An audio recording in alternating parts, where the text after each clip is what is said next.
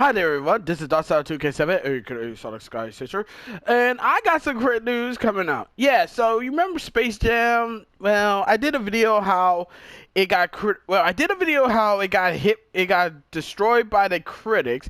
Then I did another video, where China decided it's not gonna show it. Not gonna show Space Jam: A New Legacy.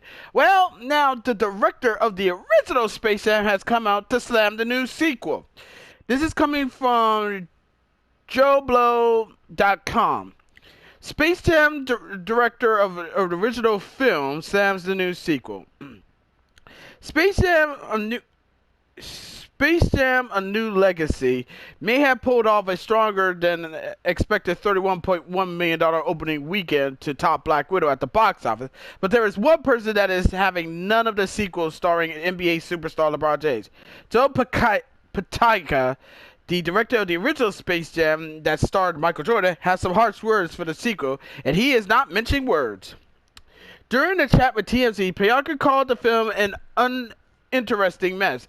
It says Space Jam: New Legacy is so boring that he couldn't complete it in one sitting. In fact, Pytka said it took 5 separate watches for him to complete the film's 2-hour runtime. Pytka praises LeBron James as an incredible athlete, and even calls him a pretty good actor, but those compliments seem to stop there.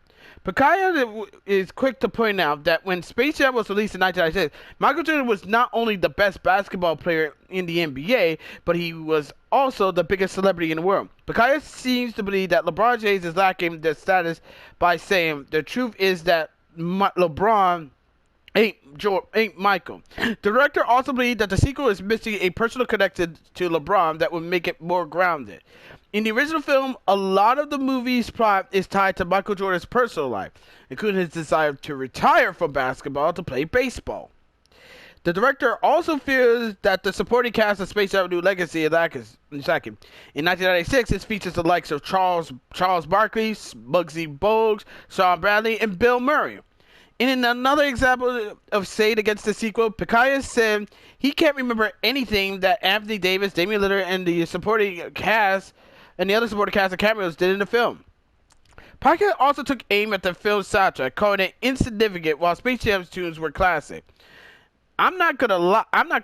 The best thing about the original Space Jam was the soundtrack. Who doesn't get down to Space Jam by Quad City's DJ or get pumped up by Hit 'em High, the Monstars anthem? That's more shit. Also, if you're feeling something a bit more smooth, there is Fly Like an Eagle by Shield, and For You I Will by Monica.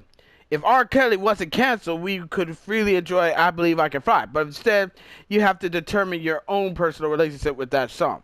By the end of the day, I agree with Pytka that the new film soundtrack doesn't touch the original. No, it's not. The director also doesn't like that the film's treatment of Bugs Bunny, calling it heartbreaking.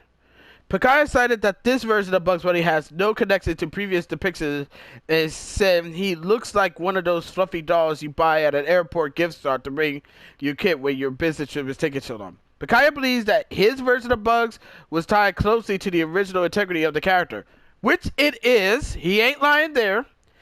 Tell us how you really feel. To clarify, Joe Pytka said he has no problem with Space Jam: New Legacy. He just thinks it's not good.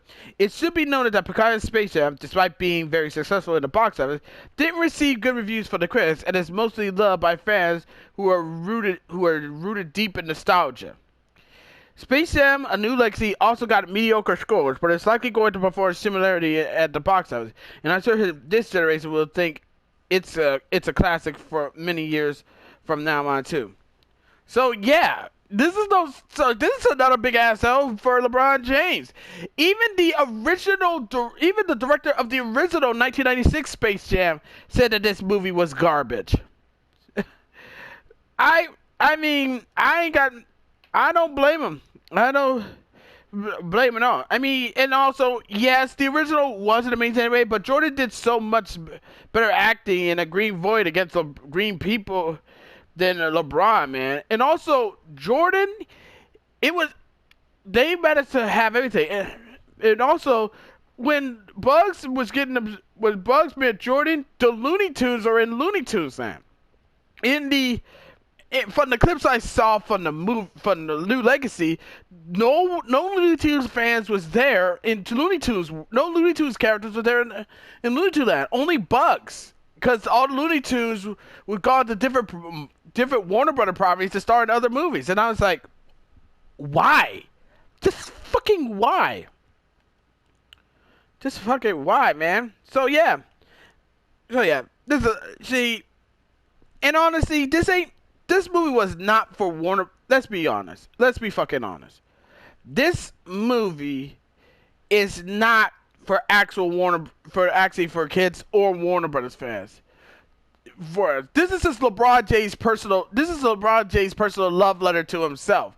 Because at the end of the day, the only reason why Space Jam 2 is even out here is because LeBron James is trying to do everything he can to try to catch up to Michael Jordan instead of being his own original self, which is some petty shit. But yeah, like I said, I ain't gonna watch Space Jam: A New Legacy, and if I do want to get my Space Jam fix, I'll watch the 1996 original. It may not be great, but hey, it's better than that. It's better than that abomination. That's for damn sure. As always, be sure to leave a comment, like this video, subscribe to this channel, click the notification bell so you don't miss another update. Share with your friends, share with your neighbors, share with significant others, and that's about it. Until next time, this is Darkside2K7, aka Son Sky Chaser, signing off. Catch y'all later. Peace. And fuck you, LeBron James.